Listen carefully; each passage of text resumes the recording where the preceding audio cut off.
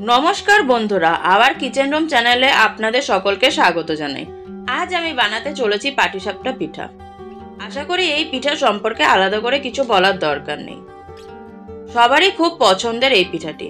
পৌষ সংক্রান্তির এই স্পেশাল পিঠাটি আমি যেভাবে বানাই সেটাই আপনাদের সাথে আজকে শেয়ার করতে চলেছি।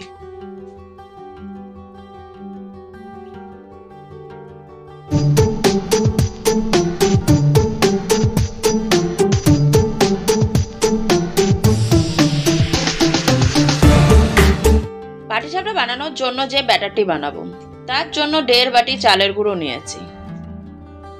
এটি বাজার দিয়ে কেনা চালের গুঁড়ো। আর 1 বাটি ময়দা,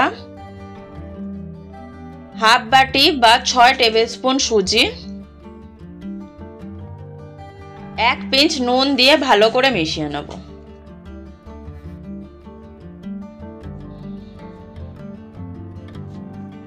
এখানে 50 গ্রাম পাটালি গুড় জলের মধ্যে ভালো করে গুলিয়ে নিয়েছি। এটিকে অল্প অল্প করে দিয়ে মিশিয়ে নেব।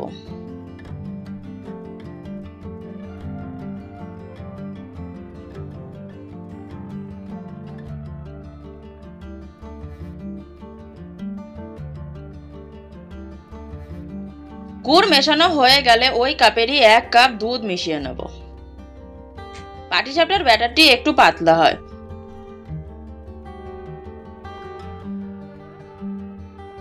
দুধটিকেও একেবারে না দিয়ে অল্প অল্প করে মিশিয়ে নেব।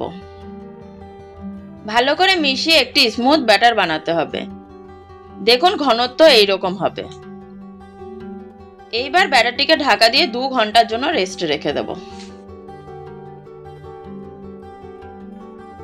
ততক্ষণ পাটিসাপটার পুরটি বানিয়ে নিই। এর জন্য 500 ml ফুল ফ্যাট মিল্ক নিয়ে নিয়েছি। এটিতে 3টি এলাচ দিয়ে ভালো করে জাল দিয়ে নেব।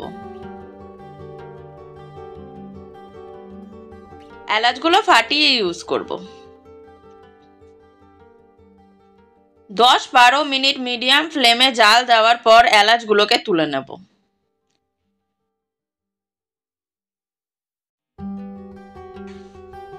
এইবার এই দুধের মধ্যে 2 বাটি নারকেল গুঁড়ো দিয়ে দেব।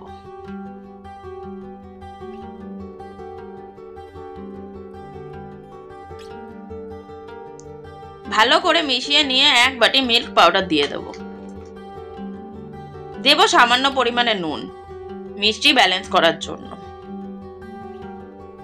আর 1 টেবিল স্পুন মতো ঘি দিয়ে দেব।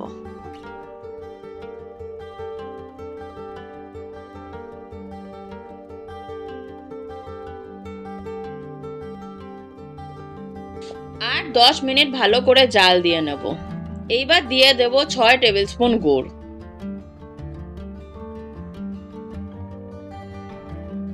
গুড় দিয়ে ভালো করে মিশিয়ে নেব।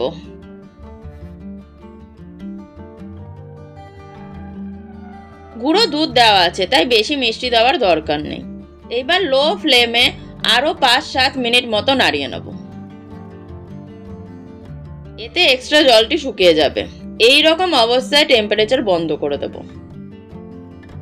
ঠান্ডা হয়ে গেলে এটি আরো শুকিয়ে যাবে। 2 ঘন্টা পর দেখে নিই ব্যাটারটি।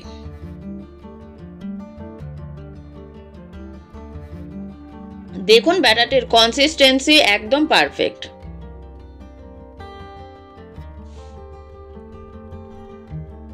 এইবার ফ্রাই প্যানে সামান্য তেল ব্রাশ করে 1 হাতা ব্যাটার দিয়ে দেব।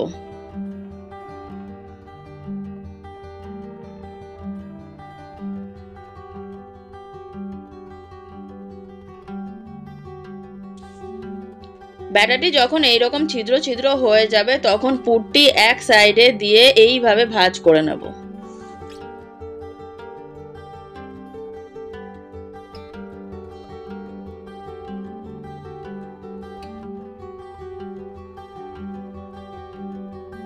একইভাবে বাকি পিঠাগুলো করে নেব।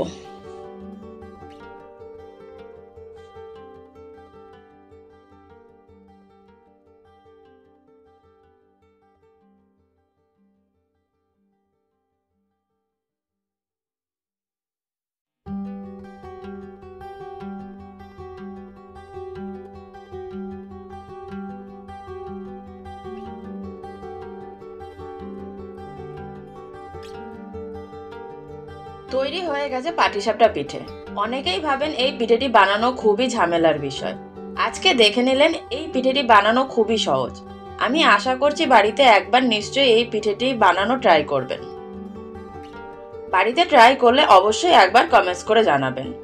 আজকের রেসিপিটি এখানেই শেষ করছি। পুরো ভিডিওটি দেখার জন্য ধন্যবাদ। এইরকম নিত্য নতুন খাবারের আপডেট সবার আগে পেতে আওয়ার কিচেন রুম চ্যানেলটিকে সাবস্ক্রাইব করে বেল আইকন প্রেস করে দেবেন। ভিডিওটি ভালো লাগলে লাইক, শেয়ার, কমেন্টস করতে ভুলবেন না। প্রতি বুধবার সন্ধ্যে 6টা ও রবিবার সকাল 10টায় দেখতে ভুলবেন না আওয়ার কিচেন রুমের নতুন নতুন রেসিপি। ততক্ষণ ভালো থাকবেন, সুস্থ থাকবেন। দেখা হচ্ছে পরবর্তী আরেকটি নতুন রেসিপি নিয়ে।